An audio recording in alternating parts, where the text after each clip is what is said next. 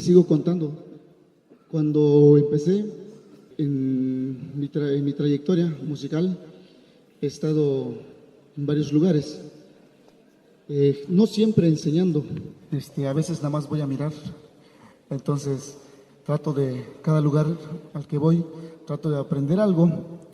Y estuve un tiempo por la costa, Bajos de Chila, Puerto Escondido, Santa María Colotepec, en Tonameca, y en la Sierra Sur, en San Mateo Piñas, en la región de los Lotzicha.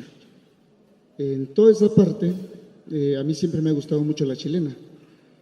Lo que hago en la siguiente pieza que vamos a escuchar, mezclo un poquito el son rítmico que tenemos aquí con ritmos de chilena. Es una pieza que también la vamos a cantar, se llama Ande Usted Señorita, es para que los chavos le pongan atención por si quieren amarrarse una chiquilla por ahí.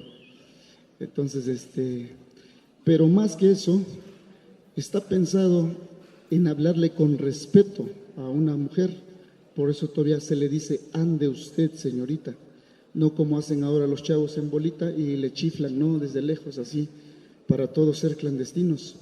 La idea es de que debemos de respetarnos y debemos de tener formas para entablar las conversaciones. Esa es una cosa que nos ha estado también rompiendo mucho la cohesión social en los pueblos, ¿no? No solamente en los pueblos, se da más en las ciudades. En los pueblos todavía se mantiene eso porque pues tenemos nuestros usos y costumbres, tenemos que servir al pueblo, tenemos que ser mayordomos, diferentes cosas. Pero tú vas a la ciudad y eres un completo desconocido. Entonces, esta pieza habla eso, ¿no? De hablarle a una mujer, pero con respeto. Entonces, se llama Ande Usted Señorita y es una mezcla entre yo le llamo son chilena. Espero que les guste.